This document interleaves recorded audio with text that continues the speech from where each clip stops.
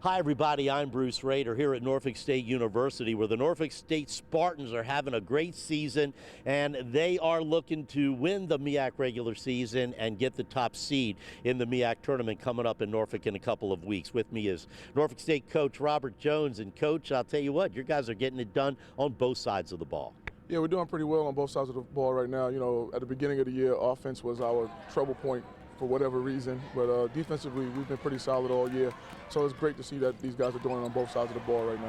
All right, let's talk about some of your guys. We'll first start with Jermaine Bishop. He's from Queens, outside of New York. You had another guy from Queens, Kyle O'Quinn, who not only helped Norfolk State win one of the greatest games in history, but then would go on to play in the NBA, still playing for the Philadelphia 76ers. And you're from Queens, so I guess that's a pretty good connection. Yeah, I'm trying to keep that Queens pipeline available, as much as possible, and hopefully we keep getting great Queens players. But Jermaine, he can do a lot of things. He can shoot it. He handles well. He's probably one of our biggest IQ guys on the team. So he does a lot of things for the team, and we want to hopefully continue the success that he's having. Now, are you guys playing better now than you were at the beginning of the season?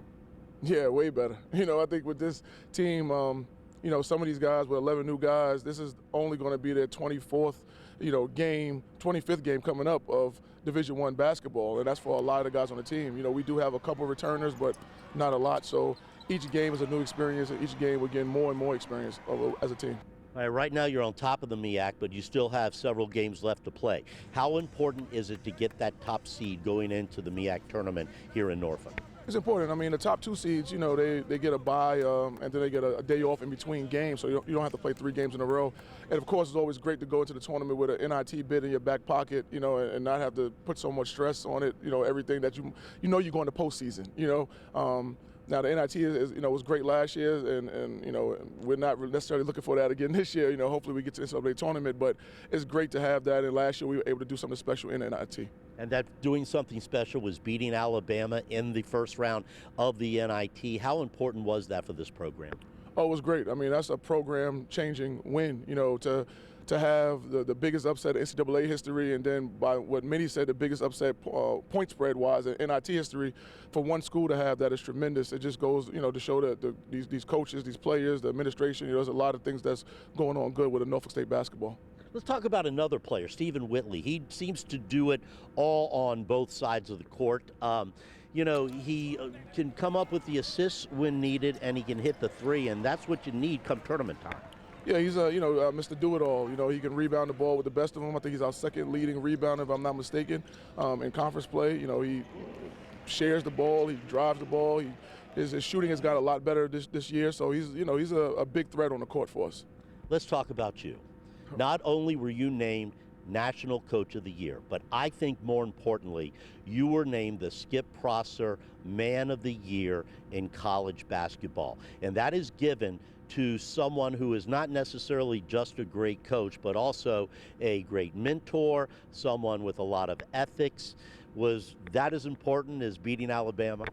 Yeah, that was a huge accomplishment to be, selected from a great group of candidates, to win that award, and it's a national award, to just be recognized, as a good guy, as well as a good coach. And that's what we try to, pride our players to be, try to be good citizens of the community and not just be good basketball players. So that was a great award to get, and hopefully I'll get it again one day.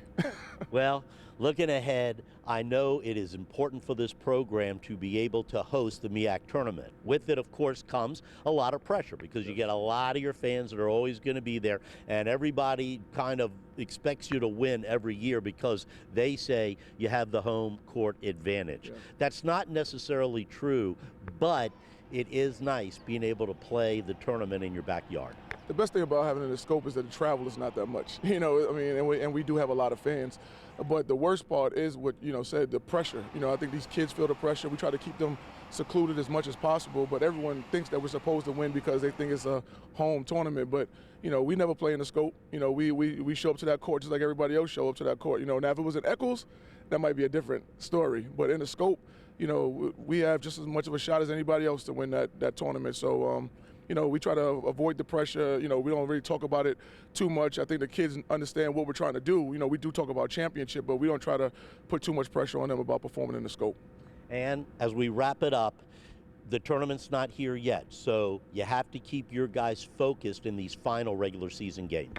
Yes, that's a big part of it. I think right now with us still vying for a regular season crown, it's pretty much keeping these guys focused. To be able to call yourself a champion, is something that a lot of teams, a lot of players have came through here and they haven't got that label. So to be able to walk out with a label as champion, as a regular season and tournament, we talk about all the time about trying to be the first team to be a regular season and tournament champion, because there's been 2 regular season champions, 1 tournament champion in the history of the program, but there's never been a regular season and a tournament champion.